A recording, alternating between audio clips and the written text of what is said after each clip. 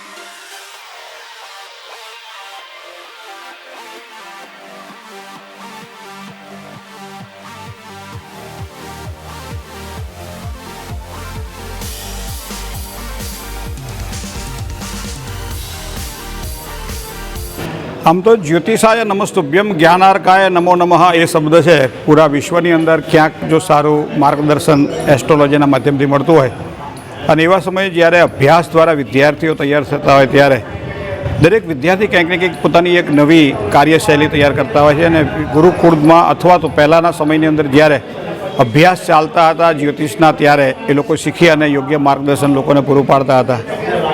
આણંદની અંદર ઘણા વર્ષોથી આ એક શાખા ચાલે છે અને એ ફક્ત ને ફક્ત વિદ્યાર્થીઓ તૈયાર કરે છે અને ગુરુજનોનો ખૂબ એક સારો અંદર એક સિંહ ફાળો જેને કહી શકાય સમય પોતાનો કાઢે છે અને એવા જ એક આ કાર્યક્રમની અંદર આજે ઉપસ્થિત રહેવાનો મને જ્યારે મોકો મળ્યો છે ત્યારે અલગ અલગ વિવિધ પ્રાંતના અલગ અલગ જ્યોતિર્વિદો અહીંયા પધારવાના છે પોતાના જ્ઞાનમાં। શનિની અત્યારે જે ખાસ કરી અને જે પીડા ભોગવાઈ રહી છે તે અને સોશિયલ મીડિયાની અંદર જે શનિ મહારાજને વધારે જેને કહેવાય ને કે બીવડાવવામાં આવે છે એવા સમયે આ સંસ્થાએ બહુ સરસ પ્રયત્ન કર્યો છે કે ભાઈ લોકોને આવા અંધશ્રદ્ધાના અથવા તો આવા કોઈ ગતકડા જેને કહી શકાય જેને શાસ્ત્ર સાથે કોઈ સંબંધ ન હોય અને એવા જે જ્યોતિષની વિષયક વાતો અહીંયા અવનવી અહીંયા થવાની છે। લગભગ 150થી વધારે સભ્યો અહીંયા ઉપસ્થિત રહેવાના છે અને આ કાર્યક્રમમાં મને પણ આ રીતે એક મુખ્ય મહેમાન તરીકે અને વક્તા તરીકે મને આમંત્રણ મળ્યું છે અને વીટીવીના માધ્યમથી જે કંઈ ભવિષ્ય દર્શન કાર્યક્રમના જે આપણા વિડીયોઝ છે એ પોતે બધા જુએ છે અને એ વિદ્યાર્થીઓ પણ એના દ્વારા પ્રોત્સાહિત થાય છે। એટલે એના એક અંતર્ગત મને આજે જ્યારે આમંત્રણ મળ્યું છે ત્યારે સંસ્થાનો હું આભાર માનું છું। નરેશભાઈ દરજી અને આણંદમાં જ મારો નિવાસ છે અને 2011થી સાંઈ જ્યોતિષ જ્ઞાનપીઠ અમે ચલાવી રહ્યા છીએ। સાંઈબાબા જનસેવા ટ્રસ્ટ એની અનેક સેવાઓ છે, એમાંની એક આ સેવા જે સાંઈ જ્યોતિષ જ્ઞાનપીઠ છે જેના માધ્યમથી આજે જ્યારે વિશ્વગુરુ ભારત બનવા જઈ રહ્યો છે તો એની અંદર જ્યોતિષનું શું માર્ગદર્શન છે, સમાજને જ્યોતિષ કેવી રીતે ઉપયોગી થાય છે। તો અગાઉ જે મહેન્દ્રભાઈ સાહેબને એમણે કહ્યું છે એ પ્રમાણે આજનો કાર્યક્રમ અમે અહીં આયોજન કર્યો છે। 2011થી અવિરત આવા જ્યોતિષીઓ જે સારા રાષ્ટ્ર માટે કામ કરે અને સમાજને પ્રગતિશીલ બનાવી શકે એ પ્રકારના જ્યોતિષોનું નિર્માણ થાય એવું કાર્ય અમે 2011થી અવિરતપણે ચલાવી રહ્યા છીએ અને દર વર્ષે આવો એક કાર્યક્રમ અમે જે અહીં કરતા હોઈએ છીએ જેમાં અમારા વિદ્યાર્થીઓને અમે સર્ટિફિકેટ એનાયત કરીએ છીએ અને ગુજરાતભરમાંથી જે વિદ્વાનો છે એ લોકોને અમે બોલાવીએ છીએ અને એમનું પણ માર્ગદર્શન અને આશીર્વાદ દરેકને મળે છે અને આ પ્રોગ્રામ ખૂબ સારી રીતે અમારો અવિરતપણે આ ક્લાસ ચાલે છે. અસ્તુ.